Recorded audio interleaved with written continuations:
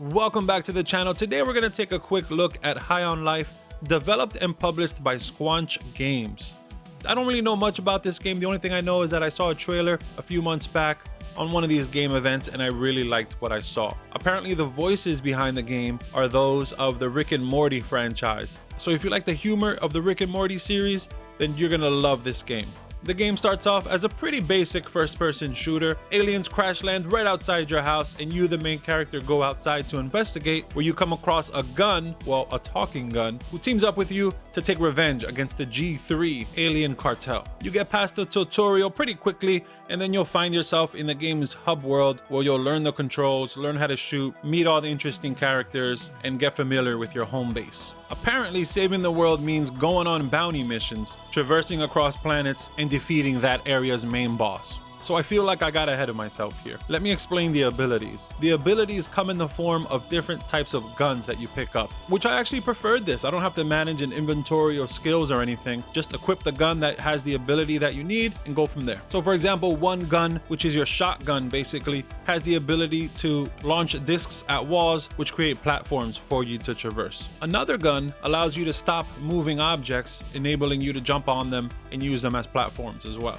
Your character pretty quickly becomes well equipped to take on any challenge that the game throws at you. Come across an obstacle, think about what kind of abilities you have, and attack it from there. To be honest, I was a little worried that this style of platforming would become a bit repetitive after a while. Thankfully, the game does a good job of not overdoing the puzzles. Like I said before, the puzzles aren't as grand scale as, let's say, Journey to a Savage Planet or even a Metroid Prime, which I've never played, but I'm hearing that this game is getting compared to that. The games I mentioned require you to backtrack to previously locked areas whenever you gain a new item. High on Life is a little simpler in that regard. All you really gotta do is display your next waypoint, hop and skip your way on over to it, and eventually you'll come across that area's boss, which the bosses in this game are what stand out for me. They're actually pretty challenging and they're fun to listen to as they try to kill you.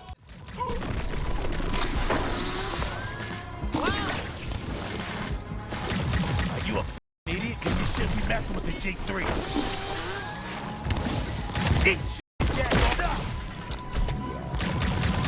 Ha!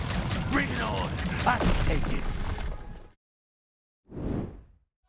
The humor and the visual style is what's going to keep you playing High on Life. I only recently discovered Rick and Morty and how funny that show actually is. So I am primed for more of that humor. And good thing too, because Justin Roiland voices your main gun in the game. And just like in Rick and Morty, the script for High on Life is full of cursing and making fun of everything. The entire cast does a great job. Lines don't feel corny, and there's definitely those "what the heck did he really just say that" type of moments. I think in order to like this game, you have to be a fan of, number one, a lot of dialogue. All the characters talk, and they talk a lot in this game. There's moments in your home base where you're gonna have to be forced to listen to dialogue between your sister and some homeless alien go on about her boyfriend and the fact that can he live there or not. Yeah? Well, you're gonna get this tweed guy pregnant. And then I'll be here to tell you I told you so. Then who's gonna have to deal with all your mutant kids running around this house? Me! Yeah, not that it matters, but I'm the one who would get pregnant. Not the way his species works.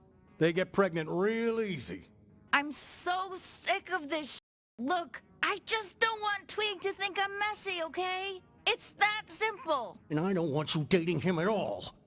Why don't I set you up with my nephew Grimbledick? And it's actually interesting to listen to, I'm not gonna lie. When you're done with that, sit down on the couch and watch a movie. I sat down on the couch and Tammy and the T-Rex movie was playing on TV. I was like, there's no way that they're gonna play this entire movie. And guess what I did? I stayed there for at least a half an hour watching this movie until I had to just get up and leave. I don't doubt that they have the whole movie in this game and you're able to watch it. Someone correct me if I'm wrong. The gunplay is pretty solid in this game. At first I didn't like it. I didn't like the main gun. It felt too much like a plasma gun from Halo. The gun actually turns out to be pretty strong and accurate across long distances. You obtain a pretty powerful shotgun type weapon right after, which obviously is only good in short range. Then you'll pick up an automatic weapon, which isn't the best in long distances, but it does have the powers to back it up. That's the time stopper gun that I was talking about earlier. Very useful, enabling you to stop entire groups of enemies. And actually, like the Needler in Halo, bullets landed onto enemies can be detonated. Then you get my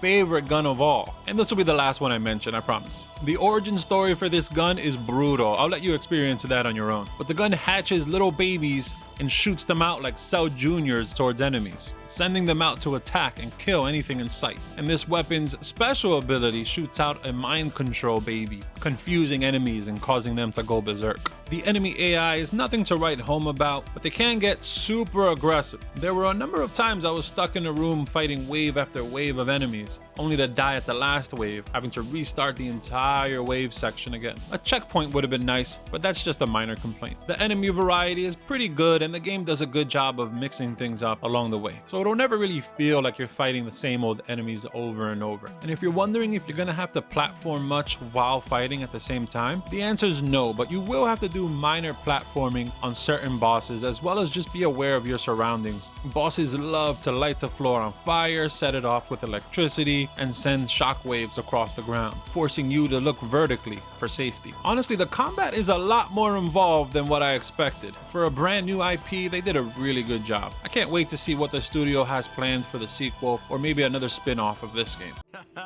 Show off those killer jetpack skills, bud. Nice! You crossed a big gap.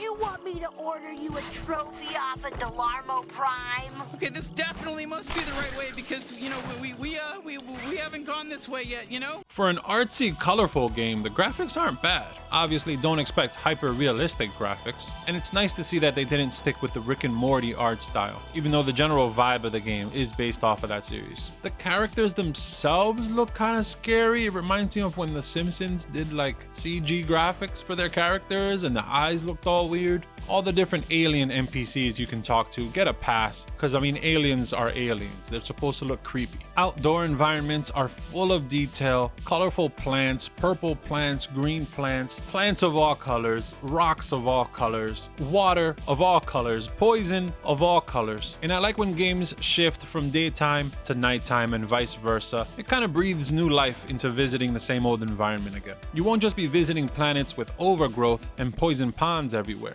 I was surprised to see a cyberpunk-inspired planet and even a desert area. I'm a fan of good pacing in video games, as I feel everybody is. Once I sense something in a video game dragging on, whether it be a level or a game mechanic, I tend to lose interest. I'm happy to report that nothing really drags or overstays its welcome with High on Life, especially the environments. Guys, if you enjoyed the video and you feel like I earned your sub, make sure to do so. We're approaching 2,000 subscribers and I couldn't be more happy about it. The music was another welcome surprise, as well as the sound design in general. The music is what I would call 80s upbeat synth, with more relaxed tunes when you're just traversing around your hub world, with the more intense beats reserved for when you encounter enemies and transition into boss fights. The pew pew laser sounds of all the guns never get old, in addition to the satisfying squishing bug sounds you'll hear throughout the game as you headshot enemies. You're gonna have to pay attention to sound cues for things like headshots or when your shields get broken. I like when sound is more than just window dressing and it actually plays an important part in the gameplay.